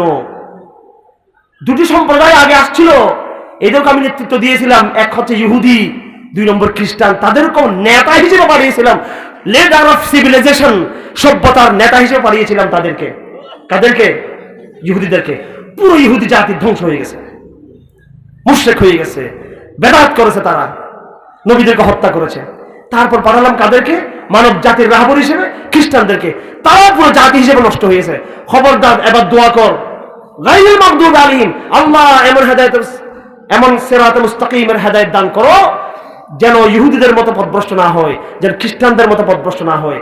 কোরআনে কারীমের সূরাতুল বাকারা হচ্ছে ইহুদিদের তাফসীল, ব্যাখ্যা, এক্সপ্লেনেশন অফ জাইনিজম, এক্সপ্লেনেশন অফ জুজের ব্যাখ্যা। ইহুদিবাদ কিভাবে ধ্বংস হয়েছে, কিভাবে পথভ্রষ্ট হয়েছে শিক্ষা নিতে যদি চাও সূরা বাকারা পড়ো। কি পড়ো? সূরা বাকারা। সূরা বাকারা যদি এই উম্মতে মুহাম্মাদের আলেমদের বেশি করে পড়া উচিত। আলেমদেরকে কি পড়া উচিত? সূরা বাকারা বেশি করে পড়া উচিত। কিছু মনে করবেন না, আমার প্রত্যেকটা কথা কিছু রেফারেন্স আছে। আমি তো আমার যারা বয়সে বড়, 48 বছর বয়সে যারা বড়, 50 থেকে উপরে, এদেরকে আমি কিছু বলি না। আমি যারা 48-এর 50-এর এদেরকে বলি। আপনারা আগামী দিনে আলেম হবেন যারা ছাত্র ভাইরা আছেন, আপনাদেরকে বলছি। ইবনে কাসির বলেছেন, কে? ইমাম ইবনে কাসির। চিনেন তো তাকে আপনারা? উনি আবার অন্য দলে ছিল নাকি? ইবনে কাসির কি বলেছেন? এই উম্মতের আলেমদের পথভ্রষ্টতা হলো ইহুদিদের পথভ্রষ্টতার মতো। এখন ঠিক বাইরে বলো তো, এখন ঠিক ছোট হয়ে যাবে। ইবনে কাসির বলেছেন এই উম্মতের আওয়ামদের, এই উম্মতের যারা সাধারণ মানুষ, তাদের পথভ্রষ্টতা হচ্ছে খ্রিস্টানদের পথভ্রষ্টতার মতো। এখন ঠিক বাইরে বলা, গায়ের উপর পড়তেছে তো এই জন্য বাইরে বলা। খালি নাস্তিকদের দোষ, আমেরিকার দোষ, ভারতীয়দের দোষ, এদের তাগুদের দোষ, জাহেলিয়াতের দোষ, নিজেদের কোনো দোষ নাই। আজ আমি আপনাদেরকে এই বার্তা দিতে এসেছি, তাদেরকে সংস্কার করার আগে, তাদেরকে বিজয় করার আগে, তাদেরকে পরাজিত করার আগে নিজেরা শুদ্ধ হওয়ার চেষ্টা করেন আগে। আমার মানহাজ গলত, আমার মেথোলজি গলত, আমার মেথোলজি ভুল, আমার পন্থার সাথে দিন কায়েমের আমার যে পন্থা আমি নিয়েছি, সেই পন্থার সাথে রাসূলের দিন কায়েমের পন্থার মিল নাই। আমার দিন কায়েমের পন্থার সাথে সাহাবাদের দিন কায়েমের পন্থার মিল নাই। আমার দিন কায়েমের পন্থার সাথে সালফে সালিহিনের, আবু হানিফার, আলকামার, ইব্রাহিম নখীর, আব্দুল্লাহ ইবনে মুবারকের পন্থার কোনো কি মিল নাই। সুতরাং আগে কে শুদ্ধ হবে? নাস্তিকরা, খ্রিস্টান, ইহুদি, আমেরিকা, ভারত কখনো বিজয় করতে পারবেন না। আমি বলে দিচ্ছি আপনাদেরকে শুধু জিহাদের গল্প শুনলে হবে না। জিহাদের গল্প করলে, প্যান্ডেল গরম করলে ভারত বিজয় হবে না। শুধু জিহাদের বয়ান দিলে ইসরায়েল বিজয় হবে না। যদি ভারতবর্ষে ইসলামকে বিজয় করতে চান, যদি আন্তর্জাতিক এই গ্লোবাল অর্ডার, আন্তর্জাতিক গণতান্ত্রিক এই যে লিবারালিজমের ব্যবস্থা, যে লিবারাল ডেমোক্রেটিক ব্যবস্থা, গ্লোবাল অর্ডারকে যদি পরাজিত করতে চান, খ্রিস্টান বিশ্বকে পরাজিত করতে চান, প্রথমে আমাকে আপনাকে শুদ্ধ হতে হবে আগে। এটাই আমার আজকের বক্তব্যের মূল বার্তা। সময় কম হওয়ার কারণে আমি কোরআন আয়াত আগে পড়ে ফেলেছি অনেকগুলো, আর অনেকগুলো আয়াত রয়েছে। রাত শেষ হয়ে যাবে, কথা কিন্তু শেষ হবে না। আজকে আপনাদের প্রতি এটাই আমাদের মূল বার্তা। আমাদের পথ পদ্ধতি ঠিক করতে হবে। আন হুদাইফ ইবনুল হারিস قال رسول الله صلى الله عليه وسلم ما أحدث قوم بدعة إلا رفع مثلها من السنة فتمسكم بسنة خير من إحداث بدعة। রাসূল সব জানতেন, আমরা কি করব না করব সেটা। রাসূল বলেছেন যে মা আহদাসা কওমুন বিদআতান, জাতি কোন একটি বেদাত যখন আবিষ্কার করবে, ইল্লা রুফিআ মিসলুহা মিনাস সুন্নাহ, এক একটা বেদাত আসবে আর এক একটা সুন্নতকে আল্লাহ পাক উঠিয়ে ফেলবেন। আপনারা স্বপ্ন দেখতেছেন মিছিল মিটিং করেই আপনারা ইসলামী খেলাফত কায়েম করবেন। আল্লাহর কি দরকার আল্লাহ আপনাকে সাহায্য করা? আপনি স্বপ্ন দেখতেছেন পরিচালিত যে প্রাতিষ্ঠানিক সিস্টেম মাদ্রাসা করেই আপনি, আমার চূড়ান্ত স্বপ্ন আমার কেমনে 5 তলা 7 তলা 10 তলা বিল্ডিং করব, কিন্তু খেলাফতের বিল্ডিং কেমন নির্মাণ করব এটা আপনার স্বপ্নে নেই। একটা মহিলা মাদ্রাসা প্রতিষ্ঠার জন্য আপনার পুরো জীবন, সংগ্রাম, পরিশ্রম, সবকিছু, মেধা, অর্থ, চাঁদা, কালেকশন, সবকিছু, মোটিভেশন, সবকিছু তার পিছনে ব্যয় করে দিচ্ছেন।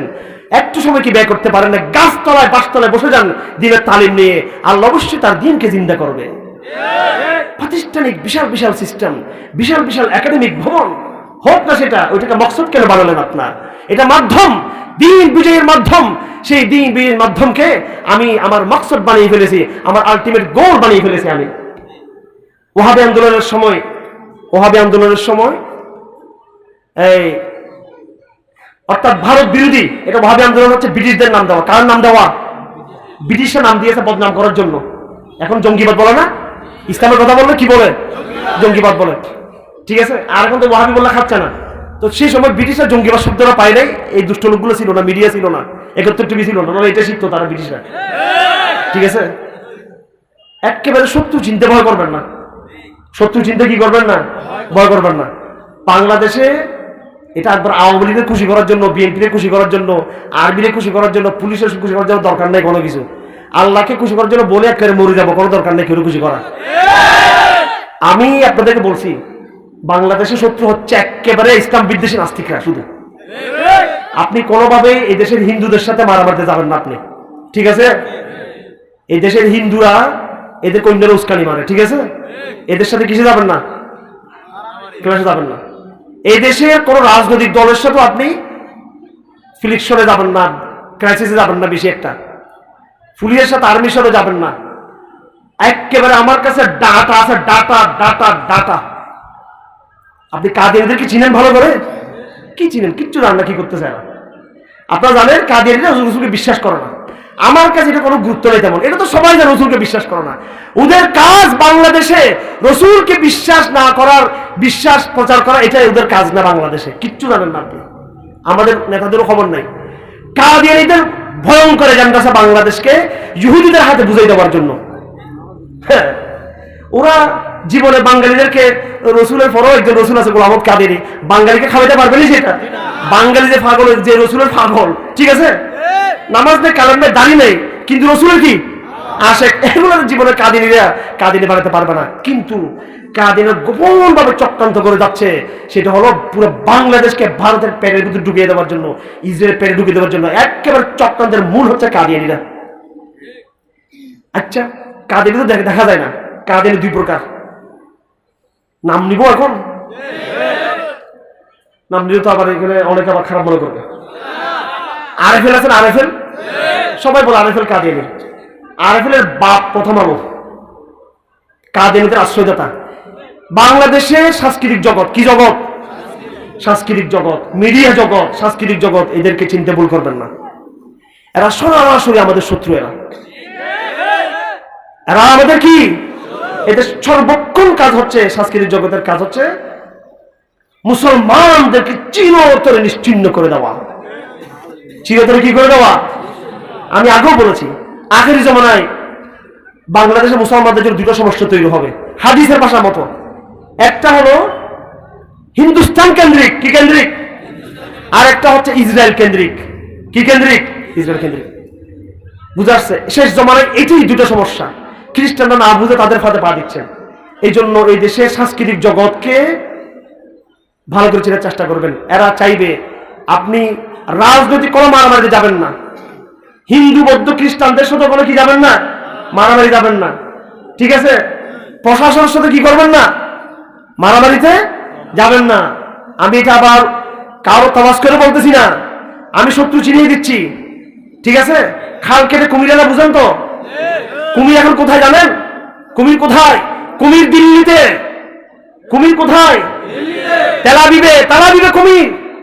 কুমির পাশ্চাত্য আমেরিকায় কুমির। সেই খাল কাটতেছে কারা জানেন? গুটি কয়েক লোক। আমাদের পুলিশদের খবর নেই, এটা আর্মিদেরও খবর নাই, আওয়ামী লীগেরও খবর নাই, বিএনপিরও খবর নাই, এদের খবর নাই। এদের সাথে কি জন্য মারামারি করবেন? ওই নাস্তিক চক্র খাল কেটে কুমির ঢুকাচ্ছে বাংলাদেশে। সব কথা ভুলে যাবেন, আগামী দিনে মনে রাখিয়েন আমার এই কথা কি বিপর্যয় আমাদের সামনে আসতেছে আপনাদের। এই জন্য আমি বারবার বলি, একজন এই এলাকা পুরাঞ্চল আমির মুমিনিন দরকার ছিল আমাদের, বায়াহ দরকার ছিল এবং জামাত তৈরি করা দরকার ছিল। আগামী দিনে হিজরতের প্রশ্ন আছে, অনেক বড় বড় বিষয় আছে আমাদের। সবার আগে যেটা দরকার সেটা হলো দাওয়াতের প্রশ্ন। আমাকে সময় দেওয়া হয়েছে 9:05 পর্যন্ত। আমি আর 2 থেকে 3টা মিনিট আমি আমার কথা ফিনিশিং করে দিচ্ছি, শেষ করে দিচ্ছি। আমি আমার ভাইরা, কাজ বুঝে নিতে হবে আমাদের, শত্রু চিহ্নিত করতে হবে। ডানে বামে সবার সাথে যুদ্ধ করলে আপনি পারবেন? হ্যাঁ, ঘরের ভিতরে আপনার অনেকে আপনার সাথে শত্রু করতেছে। ঠিক আছে, সবাই ভুল বুঝতেছে আপনাকে, করে কি করতেছে, সবাই ভুল বুঝতেছে। আপনাকে চিনতে হবে যে সবাই কুস্কানি মারতেছে লোকটাকে। হ্যাঁ, আপনি কি করলেন? উস্কানি যে মারতেছেন তাকে চিনেন নাই, আর বাকি ওরে এক ঘুষি মারতেছেন, বড় ভাইকে আরেক ঘুষি মারতেছেন, বউকে আরেক ঘুষি মারতেছেন, ওরে আরেকটা মারতেছেন, ঘরের ভিতরে সব মারামারি। ওই যে কুচক্রি, ওরে কিন্তু আপনি চিনতে পারেন নাই। এই যুদ্ধে আপনি হেরে যাবেন, কথা ঠিক কিনা? এই দেশের কুচক্রি হচ্ছে ইসলাম বিদ্বেষী নাস্তিক্যবাদী চক্র, একেবারে সংখ্যায় কম এরা, ঠিক আছে? এদের চক্রান্তকে বুঝতে হবে, খাল কেটে কুমির আনতেছে এদেরকে। আমার ভাইয়েরা, এর বাইরে যে বিশাল জগৎ আছে আমাদের, আছে না নাই? মুসলমানদের মধ্যে, আমার কথাগুলো একটু সময় গেল কিন্তু জরুরি কথা, দায়িত্ব বুঝে নিতে হবে। মুসলমানদের মধ্যে আজকে সহি সত্যবাদী মুসলমান কয়জন আছে? বেশিরভাগ তার প্রটেস্ট্যান্ট মুসলমান, না বুঝে তারা ইসলাম থেকে বিচ্যুত হয়ে গেছে। একবারে বুঝে শুনে নাস্তিক আছে গুটি কয়েক, না বুঝে জাহিলিয়াতকে লালন করে, কথা ঠিক কিনা? না বুঝে, না চিনে, প্রশাসন বলেন, জনগণ বলেন, সুশীল বলেন, পরিবারে বলেন, সমাজে বলেন, বিশাল একটা সংখ্যা গরিষ্ঠ মেজরিটি অফ দ্য মুসলিম আমাদের, তারা কিন্তু ইসলামকে বুঝে না। তারা দিন কায়েমের স্বপ্ন তারা দেখে না। আপনি তাদের সাথে যুদ্ধ করবেন নাকি? যুদ্ধ করবেন? হ্যাঁ, রাষ্ট্রের সাথে, প্রশাসনের সাথে, ভাইয়ের সাথে, কলেজের সাথে, বিশ্ববিদ্যালয়ের সাথে, সব জায়গায় যুদ্ধ, ব্যাংকে গিয়ে যুদ্ধ করবেন আপনি? আপনাকে কি করতে হবে? ওই খাল কেটে যে কুমির আনতেছে চক্রবাজ, বিদেশি চক্রবাজ, দেশি চক্রবাজ, আল্লাহর ওয়াস্তে এদেরকে চিনতে ভুল করবেন না। আর বৃহত্তর জনগোষ্ঠী এরা পথভ্রষ্ট হচ্ছে ওদের দ্বারায়, তাদেরকে শক্তিশালী শিরক থেকে মুক্তির, তৌহিদের পথে আসার, সিরাতকে কেন্দ্র করে দাওয়াতের মোটিভেশন জোরদারভাবে করতে হবে আপনাকে। যত আপনার দাওয়াত দুর্বল হবে, আগামী দিনে আপনার জিহাদ দুর্বল হয়ে যাবে, পরাজিত হবেন আপনি। আমার ভাইয়েরা, আমি শেষ কথা যেটা বলবো সেটা হলো, আমরা যে বারবার বলি সমস্যা সমস্যা, সমস্যা হলো শিরকের সমস্যা। কিসের সমস্যা? বর্তমানে এই সমাজে, এই রাষ্ট্রে, এই পরিবার ব্যবস্থায়, শিক্ষা ব্যবস্থায় শিরক লেগেছে। কি লেগেছে? শিরক লেগেছে, শিরকের ভাইরাস ঢুকেছে, কথা ঠিক কিনা? সমস্যা কোরআন খুলে দেখেন, একটাই সমস্যা কোরআন চিহ্নিত করেছে, সেটা হলো শিরিক। শিরিক, শিরিক। হ্যাঁ, শিরিক তার চরিত্র পাল্টিয়েছে। নূহের জামানায়, আবু জাহেলের জামানায় শিরিক একরকম ছিল, বর্তমান জামানায় শিরিক নতুন রূপে এসেছে, কথা ঠিক কিনা? আমরা তো আব্রাহাম লিঙ্কনকে পূজা করি, নাকি না? করি কিনা? করি না? আমরা তার রাজনৈতিক দর্শন বিশ্বাস করি, জর্জ ওয়াশিংটনের দর্শনকে বিশ্বাস করি, কার্ল মার্কসের অর্থনীতিকে বিশ্বাস করি, আমরা অ্যাডাম স্মিথ অর্থনীতির আমরা তাকে পূজা করি, করি কি করি না? অ্যাডাম স্মিথের অর্থনীতি বিশ্বাস করা শিরিক, আব্রাহাম লিঙ্কন থিওরি বিশ্বাস করা শিরিক, কার্ল মার্কসের সমাজতন্ত্রের বিশ্বাস করা শিরিক, পাশ্চাত্য লিবারালিজমকে ধারণ করা শিরিক, সেকুলারিজমকে বিশ্বাস করা শিরিক। সেগুলো আছে কি নাই? শিরিক যে করতেছি নিজের মধ্যে খবর নেই, কি নাই? খবর নাই। তো এই জন্য আপনি যুদ্ধ করবেন নাকি দাওয়াত দিবেন? আগে কাকে দাওয়াত? নিজের ঘরে দাওয়াত শুরু করবেন, কোরআনের তালিম শুরু করবেন, ঠিক আছে? চূড়ান্ত পর্যায়ে যতই দাওয়াত দেন না কেন, আন্তর্জাতিক ইহুদিবাদী দজ্জালি চরিত্র, দজ্জালি চক্র আপনাকে যুদ্ধ ছাড়া ছেড়ে দিবে। যারা বলে শান্তির মাধ্যমে কাজ হয়ে যাবে, শান্তির মাধ্যমে নিজের ঘর ঠিক হবে, কি ঠিক হবে? ঘর ঠিক হবে, কিন্তু পুরো সমাজ, পুরো রাষ্ট্র, আন্তর্জাতিক ব্যবস্থা ঠিক হবে? আগামী দিনে ইহুদিবাদের পরিকল্পনা আছে নবী মুহাম্মদের উম্মতদেরকে হত্যা করার, আমরা তাদের বিরুদ্ধে জিহাদের প্রস্তুতি গ্রহণ করে থাকবো। আগামী দিনে পত্তলিকদের তৈরি আছে, হিন্দুবাদী ভারতের সংগঠন তৈরি আছে, এই দেশের মুসলমানদেরকে হত্যা করা, আমরা তার কাউন্টার করবো জিহাদ ফি সাবিলিল্লাহর মাধ্যমে। তবে আমরা, তারা চাইবে আমাদের ঘরে যুদ্ধ লাগাই দেওয়ার জন্য। আপনি লড়বেন ঘরের বাইরের শত্রুর বিরুদ্ধে। কার বিরুদ্ধে? ঘরের বাইরের শত্রুর বিরুদ্ধে। আর ঘরের ভিতরে আমার ভাই আমাকে না বুঝে ভুল বুঝতেছে, আমার বোন আমাকে না ভুলে আমাকে ভুল বুঝতেছে, আমার ভাইয়ের সাথে, আমার মায়ের সাথে, আমার বাবার সাথে, আমার ছেলের সাথে আমি চূড়ান্ত ডায়লগ করব, যুক্তি দিব, বুঝাবো তাদেরকে, পিতা হাত বুলাই বুলাই বলবো আমি, ঠিক আছে? এটা জাহেলিয়ত, এটা নাওয়াকিজুল ঈমান, এটা ঈমান ভাঙ্গার কারণ, এক একটা ঈমান ভাঙ্গার কারণ সমাজে আমরা বলবো, কথা ঠিক কিনা? নামাজের ফজিলত বললে কিসের কাজ হবে? তাদেরকে বলুন তোমার সমস্যা, তুমি নামাজ ছেড়ে দিছো, তা না, ও নামাজ ছাড়ছে কি জন্য জানেন? তার ঈমানই ধরে, তার নামাজের কথা বলে লাভ কি আছে? নাওয়াকিজুল ঈমান, ঈমান ভাঙ্গার এক একটা কারণ তাকে বোঝাতে হবে। এজন্য কথা একটাই, যেই শিরিক ১,৫০০ বছর আগে ছিল, সেই শিরিক বর্তমানে আন্তর্জাতিক গ্লোবাল অর্ডারের মধ্যেও ফিরে আসছে। করোনার সময় দেখছেন তো কি করছে তারা? হ্যাঁ, করোনার সময় গার্মেন্টস খোলা, দেখেন ওই যে বিনোদন সেন্টার খোলা, সব খোলা, শুধু খালি মসজিদে গেলে ফাঁক ফাঁক, মসজিদে গেলে মাস্ক, মসজিদে গেলে, আর দুনিয়ার সবকিছু চলতেছে। আমার ভাইরা কিভাবে কিভাবে যে দজ্জালি ফিতনা আসবে এগুলো কল্পনা করতে পারবেন না। আন্তর্জাতিক মেডিসিন চিকিৎসা ব্যবস্থা, এটা সময় নেই, কথা অনেক। দজ্জালি মেডিসিন ব্যবস্থা বর্তমানে চলতেছে, মানুষের পুঁজিবাদী ব্যবস্থা চলতেছে, কর্পোরেট। গরিবের চিকিৎসা নেওয়ার কি সুযোগ আছে বাংলাদেশে? গরিব কি তার ট্রিটমেন্ট করতে পারবে? ওই চিকিৎসা ব্যবস্থা ইসলাম দিয়েছে, আলহামদুলিল্লাহ। ইসলাম চিকিৎসা ব্যবস্থা দিয়েছে যেখানে গ্রামের লোকদের চিকিৎসার ব্যবস্থা রয়েছে, কোনো রোগ হবে না। আপনি চিকিৎসার জন্য যেতে হবে নোয়াখালী টাউনে, ফেনী, মহিপালে, চট্টগ্রাম শহরে, ঢাকা শহরে, এবং দারুণ দারুণ চমৎকার বড় বড় বড় বড় বিভিন্ন প্রতিষ্ঠান, এই ডায়াগনস্টিক সেন্টার, কথা ঠিক কিনা? গরিবের যাওয়ার কি সুযোগ আছে? অর্থনীতি, গরিবের যাওয়ার সুযোগ আছে? ইসলাম গরিব অর্থনীতি দিয়েছে। এই যে ক্ষেত খামার, তারপরে ধান ক্ষেত 10 ভাগের 1 ভাগ, 20 ভাগের 1 ভাগ দিয়ে ফেলতে হবে, দিয়েছে কিনা? ইসলাম গরিবের জন্য হক দিয়েছে। প্রত্যেক ধনীকে 40,000 টাকার মধ্যে 1,000 টাকা দিয়ে ফেলতে হবে, গরিবকে 1 লাখ টাকার মধ্যে 2,000 টাকা দিয়ে ফেলতে হবে। ইসলামের অর্থনীতি গরিবের অর্থনীতি, ইসলামের দেশ গরিবের দেশ, ইসলামের সমাজ গরিবের সমাজ, কথা ঠিক কিনা? তো এগুলো তো নাই। বর্তমানে পুরো এই জাহিলিয়াতের এই ব্যবস্থাকে ভাঙতে হবে। ঘরের ভিতরে দাওয়াত দিব, আর ঘরের বাইরে মানে কি? আন্তর্জাতিক দজ্জাল আপনাকে কি শান্তির বাণী নিয়ে, তারা কি আসসালামু আলাইকুম, জি আমি ইসলামে একটু ভাবতে চাই, একটু বলুন তো, যাবেন আপনি, মানবে তারা? আজকে আমেরিকা আসতেছে কিসের বলে? অস্ত্রের বলে। যারা অস্ত্র নিয়ে আসবে, আমেরিকা, ভারত, ইউরোপ, ইসরায়েল, তাদেরকে সে ভাষায় জবাব দেওয়া হবে ইনশাআল্লাহ আজিজ। ওয়াকাতিলুহুম হাত্তা লা তাকুনা ফিতনা ওয়া ইয়াকুনা দ্বীন কুল্লুহু লিল্লাহ। আজকে তারা গর্ব করতেছে হোল অর্ডার, সারা দুনিয়া হচ্ছে লিবারালিজম। আমরা বলবো হোল অর্ডার, হোল দুনিয়া হবে ইনশাআল্লাহ, তাওহীদের দুনিয়া হবে ইনশাআল্লাহ। তোমরা যে পথে বাধা দিবে, আমরা সেই পথে কাউন্টার করব। আমরা ভাই বারবার বলে যাচ্ছি, বাংলাদেশে কাজ হচ্ছে না কিছু। এখানে দাওয়াতের কাজ করবেন, কিসের কাজ করবেন? দাওয়াতের কাজ করবেন, আকীদার কাজ করবেন। ঘরে ঘরে কোরআন চর্চা করবেন, ঘরে ঘরে কোরআন তরজমা সহ চালু করবেন, সিরাত রাসূল চালু করবেন, সিরাত রাসূল পড়বেন, এবং সাহাবাদের যে সালাফের যে নমুনা, এটাকে ফলো করবেন। তাওহীদ এবং ঈমান এবং শিরকের বিষয়গুলো, নামাজ ঈমানের বিষয়গুলো বোঝার চেষ্টা করবেন। আল্লাহ পাক আমাদের সবাইকে বোঝার তৌফিক দান করুন। 2টা রূপ চিহ্নিত করে দিলাম। আলেমদেরকে বেদাত ছাড়তে হবে, যারা জিন প্রতিষ্ঠায়। আমি আলেম বলবো না, আমি ইসলামপন্থী বলবো।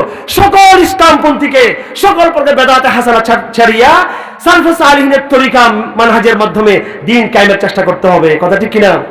এটা হচ্ছে ইসলামপন্থীদের জন্য। আর আওয়ামকে কি করতে হবে? আওয়ামকে শিরিক ছাড়তে হবে। কি ছাড়তে হবে? শিরিক ছাড়তে হবে। আমাকে আপনাকে ঘরে কি করতে হবে? দাওয়ার কাজ করতে হবে।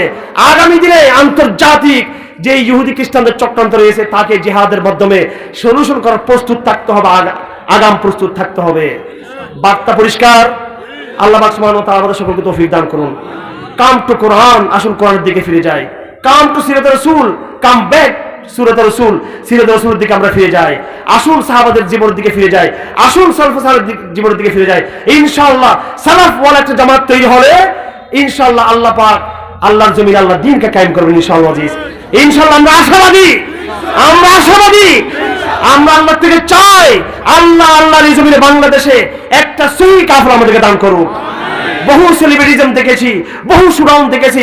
হে আল্লাহ, এবার তোর দ্বীনকে শুধু বাংলাদেশে নয়, পুরো ভারতবর্ষে বিজয় করার জন্য, পুরো এশিয়া মহাদেশে বিজয় করার জন্য, বাংলাদেশের কাফেলা সারা দ্বীনকে সারা বিশ্ব বিজয় করার জন্য। এই দেশে এই ভূখণ্ডে বহু কিছু দেখেছি, বেদাত হাসানা দেখেছি, ইসলামী গণতন্ত্র দেখেছি, এইটা দেখেছি, সেটা দেখেছি। এবার তো সহি কাফেলা আমরা চাই প্রভু, আমরা চাই সেই সহি কাফেলা। আমরা চাই সহি কাফেলা, কোরআনের কাফেলা, দাওয়ার কাফেলা, হিজরতের কাফেলা, ইমানের কাফেলা, জিহাদ ফি সাবিলিল্লাহর কাফেলা, ইমাম মাহদির কাফেলা, তাইফুল মনসুরের কাফেলা, হযরত ঈসা ইবনে মারইয়ামের কাফেলা হবে। সেটা তাওহীদের কাফেলা হবে, আকীদার কাফেলা হবে। সেটা শুরু হবে আকীদা দিয়ে। আমলের কথা বলে শুধু লাভ নাই, সুফিবাদের কথা বলে শুধু লাভ নাই, আকীদার কথা দিয়ে শুরু করতে হবে। এরকম একটা কাফেলা আমরা চাই ইনশাআল্লাহ। আমাদের মন ঠিক হলে আল্লাহ আমাদেরকে ঈমান দিবেন, আল্লাহ কাফেলা দিবেন ইনশাআল্লাহ, আল্লাহ জামা আমাদেরকে দিবেন ইনশাআল্লাহ। আজ না হোক কাল হোক, সেই কাফেলা ইনশাআল্লাহ জন্ম হবেই হবে ইনশাআল্লাহ এই জমিনে ইনশাআল্লাহ আজিজ। আল্লাহ তৌফিক দান করো। সুবহানাকাল্লাহু বিহামদিক, আশহাদু আল্লা ইলাহা ইল্লা আনতা আস্তাগফিরুকা ওয়া আতুবু ইলাইক।